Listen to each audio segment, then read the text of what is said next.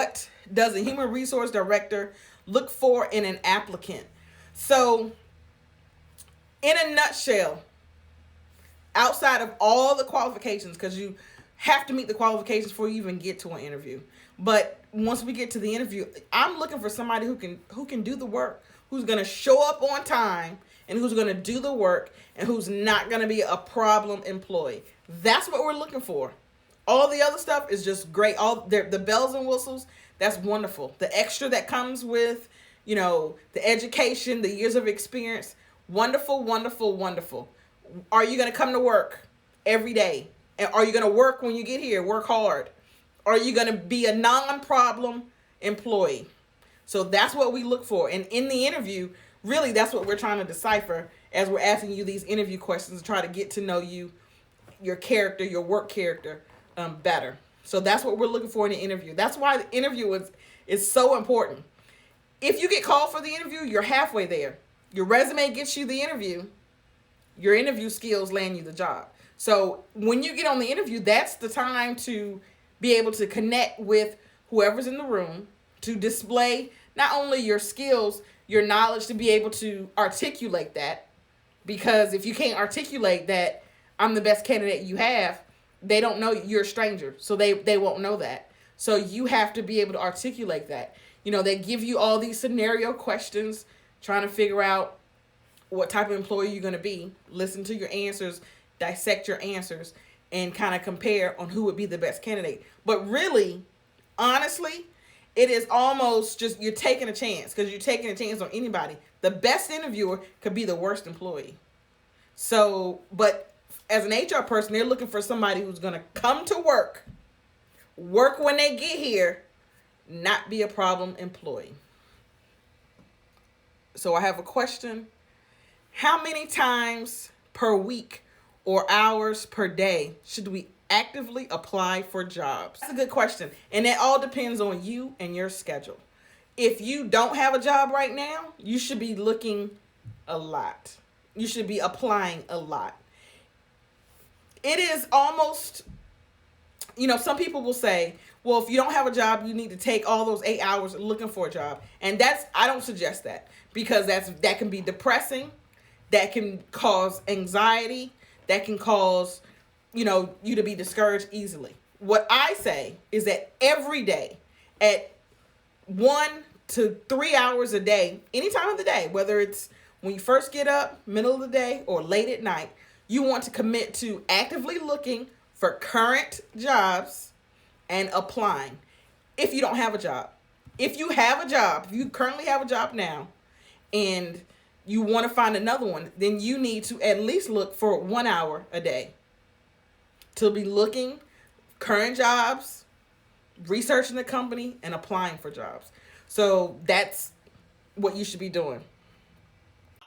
Hey everybody, it's Belinda. I just wanted to come in and say, get your 90 days to employment journal today. If you're looking for a job, or you know somebody who's looking for a job, get your 90 days to employment journal and get on the path of getting employment. Back to your video. See a job opening online. Should I visit the location to find out more about the job? Oh, that's good. So the answer to that is no. You do not want to drive to the location to see about the job. Now, if you want to drive to the location to see how far it's going to take you to get there for the interview, traffic, kind of look around at what's around there. But I wouldn't go inside to get an update of what type of job it is. You can do your research online. You can do your research via Glassdoor. You can do your research again on their website. Go through their social media. LinkedIn is a good place, because you can ask other people who actually work at that company to kind of give you some insight. But I would not, if you see a job online, I would not drive there and go talk to them. Why? Because they're busy.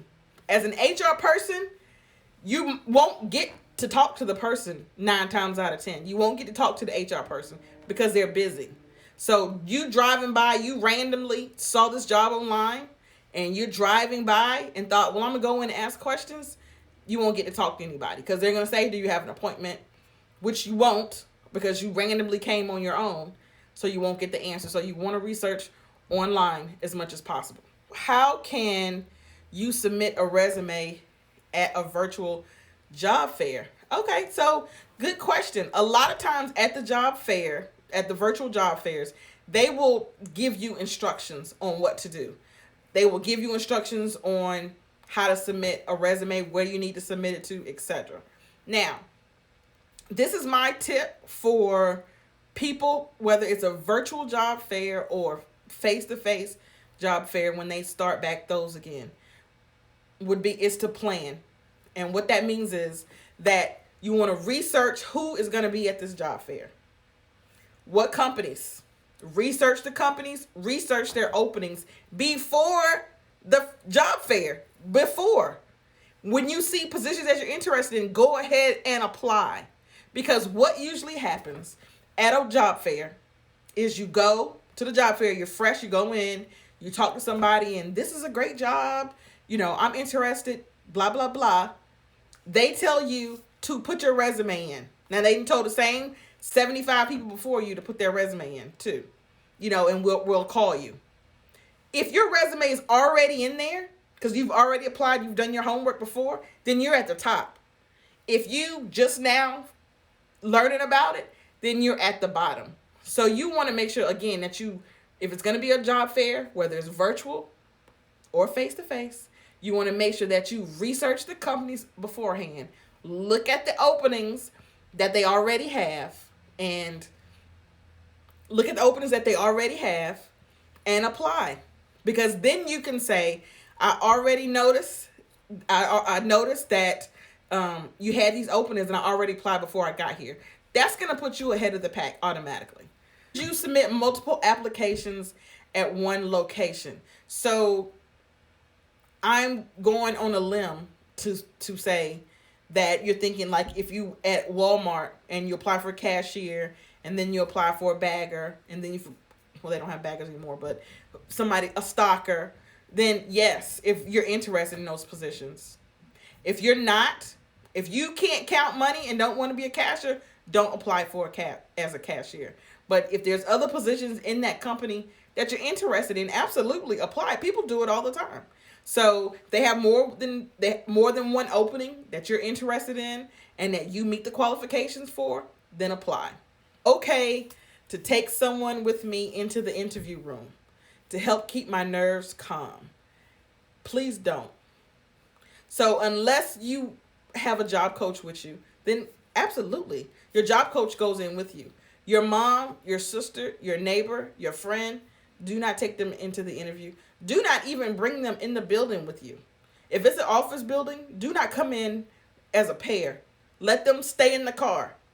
If you have a job coach, then yes, your job coach can come in with you. If you don't have a job coach, no one else should be coming into the interview with you. And it is understandable that your nerves will be frazzled because interviews are hard, and you don't know what they're going to ask you. You're in front of a bunch of strangers. But the person interviewing you knows that. So they hopefully will take into account that you're nervous. Once you warm up, you'll be able to get your answers out clear. I would suggest to take deep breaths before you go in there. You can state to the person that's interviewing you that you're nervous. So it is okay to say that, I'm really nervous. I haven't interviewed in a long time. And I don't want to mess up. So you can say that. Now, you don't want to keep saying that all through the interview, but it is okay to say it one time.